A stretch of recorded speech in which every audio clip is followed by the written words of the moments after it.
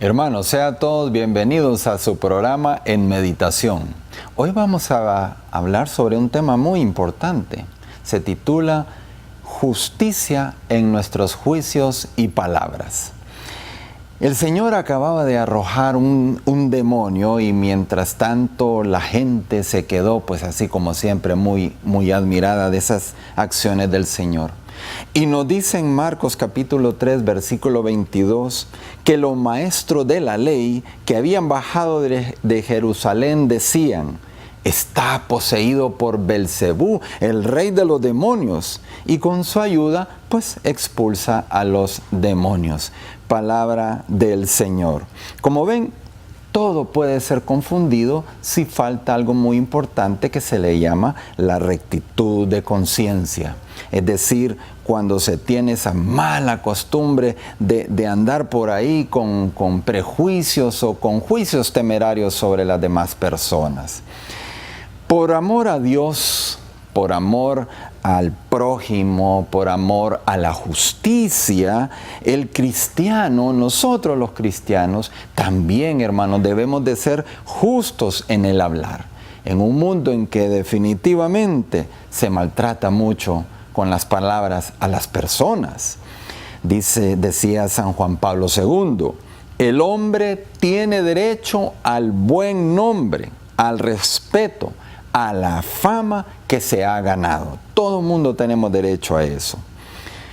El poco dominio de la lengua, como decía San José María Escrivá de Balaguer, la ligereza en el hablar es una manifestación de atolondramiento. Si una persona atolondrada no tiene control sobre su lengua.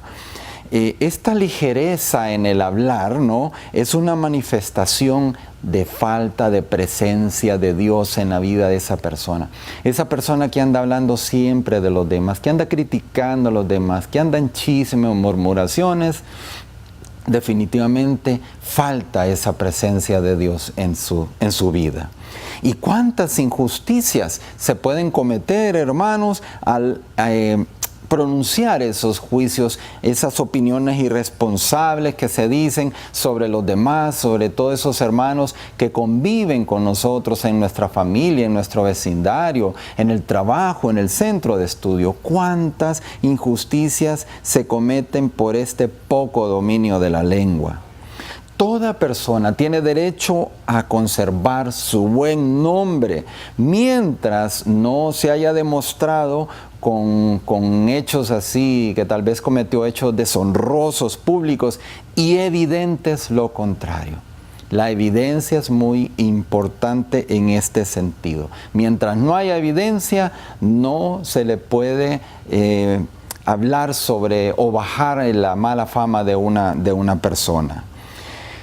La calumnia, la difamación, el chisme constituyen grandes faltas contra la justicia y la caridad con el prójimo y podemos llegar incluso a cometer pecados graves a través de ellos, dependiendo de las consecuencias que se deriven o que resulten de estas acciones. Y deben de ser materia de confesión. Ah, claro que sí. Ya sea la difamación, la calumnia, el chisme, deben de ser materia de confesión, ya que con su pérdida, decía Santo Tomás en su Suma Teológica, con su pérdida, o sea, la pérdida de la buena fama de una persona, pues así una persona queda incapacitada para realizar una buena parte del bien que podía haber llevado a cabo. Por eso nosotros debemos de evaluarnos diariamente, hermanos, y ver si hay necesidad de confesarnos, porque somos muy dados a difamar, a calumniar o a emitir chismes, ¿no? Ahora, ¿cuál es la diferencia entre la calumnia, la difamación y el chisme? Número uno, la calumnia es una acusación hecha sobre una persona a sabiendas que es una mentira. Es cuando decimos mentiras acerca de alguien. La difamación es desacreditar a alguien divulgando algo contra su buen prestigio, su buena fama y su buena imagen. Y el difamador puede utilizar para ello, pues ya sea opiniones verdaderas o falsas, ¿no? pero es cuando le dañamos la imagen a una persona, eso es una difamación. Y el chisme es un comentario que puede ser verdadero o no, con que se pretende indisponer a una persona contra otra o contra otras. Y todas ellas, repito, deben de ser materia de confesión y nos obliga a reparar el daño causado. Solamente no basta con ir a confesarnos, sino que también tenemos que enmendar el error en público si es necesario. Hermanos, continuamos después de esta pausa.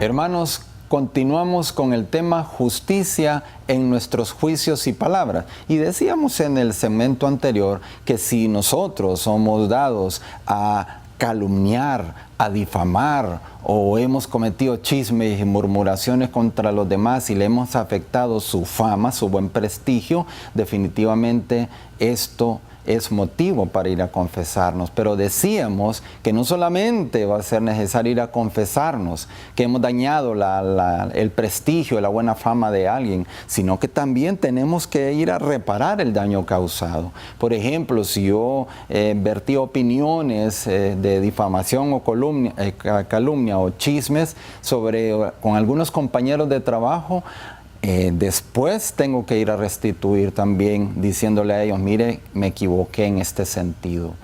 Tengo nueva información y eso me hace cambiar lo que yo les comenté. Hay que reparar el daño causado, ¿no? Dice en Proverbios 22:1, el buen nombre es preferible a las grandes riquezas. ¿De qué le sirve a una persona tener grandes riquezas si todos lo conocen y que ya hasta con evidencias comprobadas que es una persona corrupta? De nada le sirven todas esas riquezas. Pues bien, ¿saben ustedes que el origen más frecuente de la difamación, de esto de desacreditar la fama, el buen prestigio, el buen nombre de los demás, el emitir esas críticas negativas, esa murmuración, ¿saben cuál es el origen más frecuente? Es la envidia, hermanos. Son los celos. Es no poder soportar que a otra persona se le resalten las buenas cualidades, el buen prestigio, sus éxitos. Entonces, la otra persona carcomida por los celos y la envidia, entonces es cuando comienza a difamar y trata de bajarle la fama, el buen prestigio, el buen nombre a los demás. Pues miren, murmuran también quienes cooperan con la propagación de la difamación a través de cualquier medio de comunicación, dando publicidad a hechos o dichos calumniosos comentados al oído, ¿no?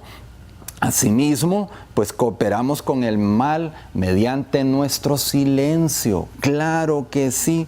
Cuando, por ejemplo, no defendemos a una persona que está siendo injuriada, nos quedamos callados. ¿Y sabes qué? El silencio muchas veces equivale a la aprobación de lo que se oye, a la aprobación de lo que se dice por ahí. Y lo que nos exige la caridad cristiana precisamente es salir siempre a la defensa del prójimo cuando éste no se encuentra ahí presente. Eso es lo que nos llama la justicia y la caridad. No continuar o contribuir con la murmuración sobre el chisme, no. Es como quien dice, aquí voy a hacer que se cambie del tema o resaltar las cosas positivas que tenga a esa persona, ¿no? En otras ocasiones, comentar rumores infundados, o sea, sin fundamento, cuando no hay evidencia cierta de lo que se dice, es una verdadera injusticia contra la buena fama del prójimo. Y cuando estas difamaciones se realizan a través de los medios de comunicación como la prensa, la radio, de la televisión, esto es claro, está aumentando la difusión y por lo tanto aumenta la gravedad del pecado. Y no solamente las personas tienen el derecho al buen honor y a la fama, sino que también las instituciones privadas y públicas, ¿no? La difamación contra contra las instituciones, tiene la misma gravedad con la que se comete contra las personas. Y a veces aumenta esta gravedad por las consecuencias funestas que puede tener ese desprestigio público de estas instituciones desacreditadas. Por eso, saben, es muy importante que nos preguntemos hoy en nuestro examen de conciencia algo fundamental para nuestra vida de cristianos. Y hagámoslo todas las noches, es muy importante.